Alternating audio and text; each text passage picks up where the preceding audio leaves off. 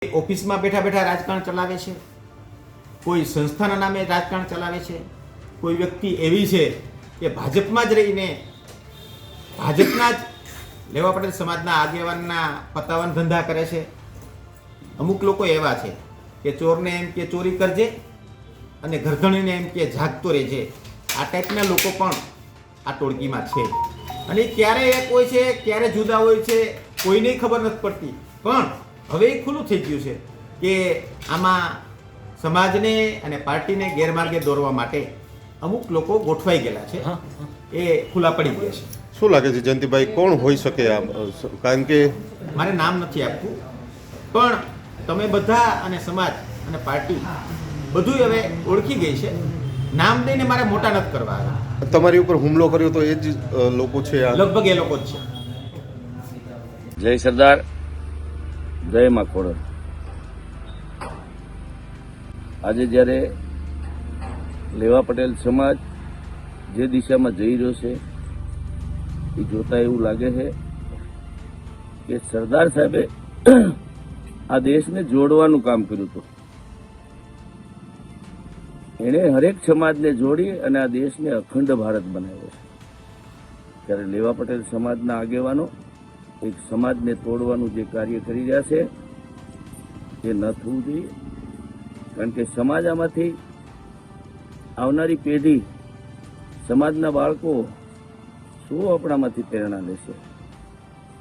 એટલે ખાસ કરીને મારે સમાજના આગેવાનોને એક નમ્ર અપીલ છે કે આપ આગળ આવો અને જે બની રહ્યું છે એને અટકાવો.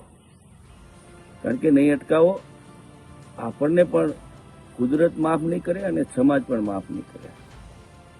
ત્યારે હું સૌને નમ્ર વિનંતી કરું છું કે જે કાર્ય ચાલી રહ્યું છે સમાજની અંદર, જે સમાજ તોડવાની વાત છે, કે આપણે માં ખોડલના વંશજો બાળકો છીએ અને સરદાર સાહેબના વંશજો છીએ, ત્યારે સરદાર સાહેબના આત્માને બહુ દુઃખ થતું હોય છે કે મારો લેવા પટેલ સમાજ પણ આજે એક થઈને નહીં રહી શકતો. ખરેખર જેને સમાજની તકલીફ હોય તો એને સમાજમાંથી હટી જવું જોઈએ. સમાજ તો ચાલવાનો જ છે. એટલે કોઈ આમાં ગભરાયા વગર આગળ આવી અને આ સમાજમાં જે પણ કંઈ ચાલી રહ્યું છે એને જલ્દી એનો નિવાડો આવે અને અટકવું જોઈએ એવી હું આપ સમાજ પાસે આશા રાખું છું.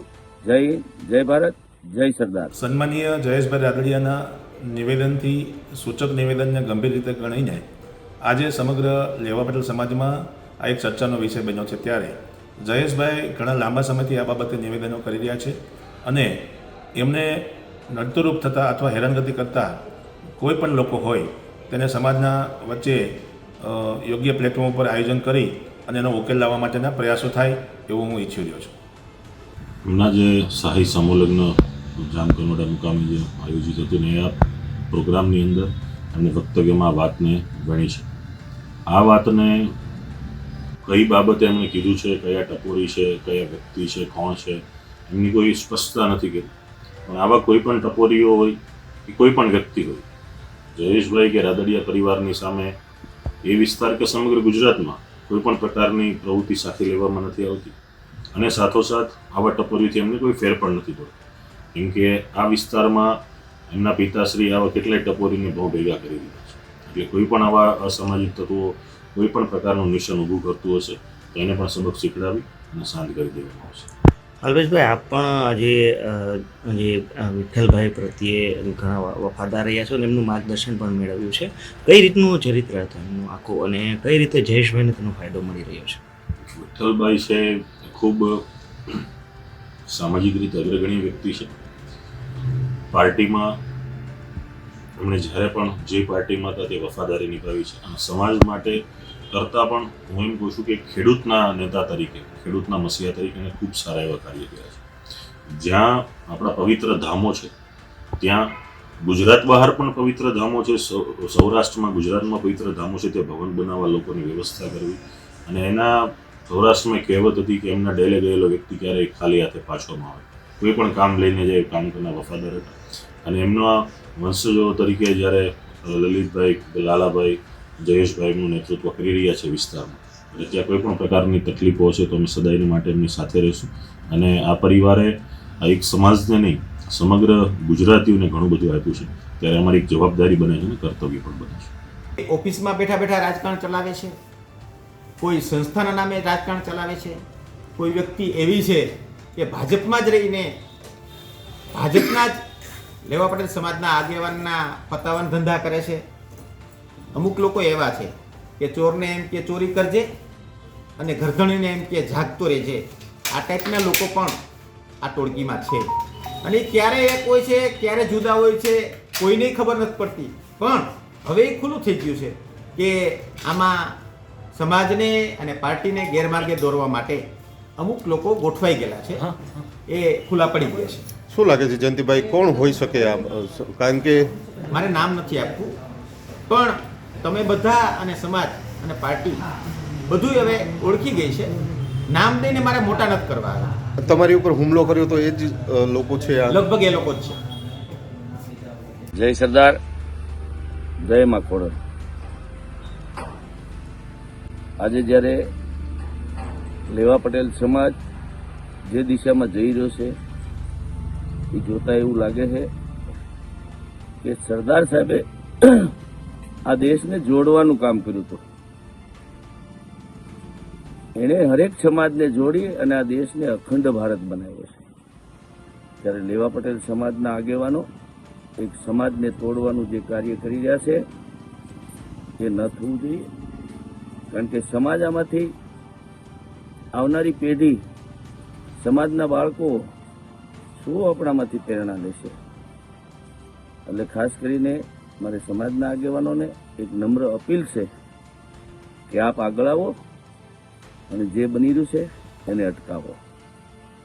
કારણ કે નહીં અટકાવો આપણને પણ કુદરત માફ નહીં કરે અને સમાજ પણ માફ નહીં કરે.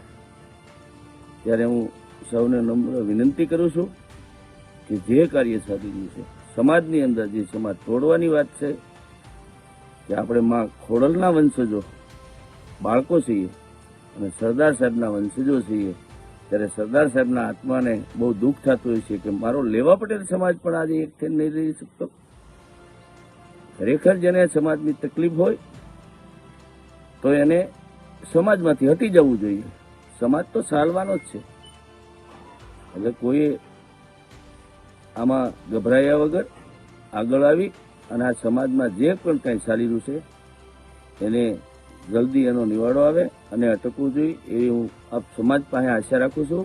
જય હિન્દ, જય ભારત, જય સરદાર. સન્માનીય જયેશભાઈ રાદડિયાના નિવેદનથી, સૂચક નિવેદનને ગંભીર રીતે ગણીને આજે સમગ્ર લેવા પટેલ સમાજમાં આ એક ચર્ચાનો વિષય બન્યો છે. ત્યારે જયેશભાઈ ઘણા લાંબા સમયથી આ બાબતે નિવેદનો કરી રહ્યા છે અને એમને નડતરૂપ થતા અથવા હેરાનગતિ કરતા કોઈ પણ લોકો હોય તેને સમાજના વચ્ચે યોગ્ય પ્લેટફોર્મ ઉપર આયોજન કરી અને એનો ઉકેલ લાવવા માટેના પ્રયાસો થાય એવું હું ઈચ્છી રહ્યો છું. હમણાં જે શાહી સમૂહલગ્ન જામકંડોળા મુકામે જે આયોજિત હતું ને આ પ્રોગ્રામની અંદર એમને વક્તવ્યમાં આ વાતને ગણી છે. આ વાતને કઈ બાબતે એમણે કીધું છે, કયા ટપોરી છે, કયા વ્યક્તિ છે, કોણ છે, એમની કોઈ સ્પષ્ટતા નથી કરી. પણ આવા કોઈ પણ ટપોરીઓ હોય કે કોઈ પણ વ્યક્તિ હોય, જયેશભાઈ કે રાદડિયા પરિવારની સામે એ વિસ્તાર કે સમગ્ર ગુજરાતમાં કોઈ પણ પ્રકારની પ્રવૃત્તિ સાથે લેવામાં નથી આવતી અને સાથોસાથ આવા ટપોરીથી એમને કોઈ ફેર પણ નથી પડતો. કેમ કે આ વિસ્તારમાં એમના પિતાશ્રી આવા કેટલાય ટપોરીને બહુ ભેગા કરી દીધા છે. એટલે કોઈ પણ આવા અસામાજિક તત્વો કોઈ પણ પ્રકારનું નિશાન ઊભું કરતું હશે તો એને પણ સબક શીખડાવી અને શાંત કરી દેવામાં આવશે. અલ્પેશભાઈ, આપ પણ આજે વિઠ્ઠલભાઈ પ્રત્યે ઘણા વફાદાર રહ્યા છો અને એમનું માર્ગદર્શન પણ મેળવ્યું છે. કઈ રીતનું ચરિત્ર હતું એમનું આખું અને કઈ રીતે જયેશભાઈને તેનો ફાયદો મળી રહ્યો છે? વિઠ્ઠલભાઈ છે ખૂબ સામાજિક રીતે અગ્રગણ્ય વ્યક્તિ છે. પાર્ટીમાં એમણે જ્યારે પણ જે પાર્ટીમાં હતા તે વફાદારી નિભાવી છે અને સમાજ માટે કરતાં પણ હું એમ કહું છું કે ખેડૂતના નેતા તરીકે, ખેડૂતના મસીહા તરીકે એને ખૂબ સારા એવા કાર્ય કર્યા છે. જ્યાં આપણા પવિત્ર ધામો છે ત્યાં ગુજરાત બહાર પણ પવિત્ર ધામો છે, સૌરાષ્ટ્રમાં, ગુજરાતમાં પવિત્ર ધામો છે, તે ભવન બનાવવા લોકોની વ્યવસ્થા કરવી અને એના સૌરાષ્ટ્રમાં કહેવત હતી કે એમના ડેલે ગયેલો વ્યક્તિ ક્યારેય ખાલી હાથે પાછો ન આવે. કોઈ પણ કામ લઈને જાય, કામ કરનાર વફાદાર હતા અને એમના વંશજો તરીકે જ્યારે લલિતભાઈ, લાલાભાઈ, જયેશભાઈનું નેતૃત્વ કરી રહ્યા છે વિસ્તારમાં. એટલે ત્યાં કોઈ પણ પ્રકારની તકલીફો હશે તો અમે સદાયને માટે એમની સાથે રહીશું. અને આ પરિવારે આ એક સમાજને નહીં, સમગ્ર ગુજરાતીઓને ઘણું બધું આપ્યું છે, ત્યારે અમારી એક જવાબદારી બને છે અને કર્તવ્ય પણ બને છે.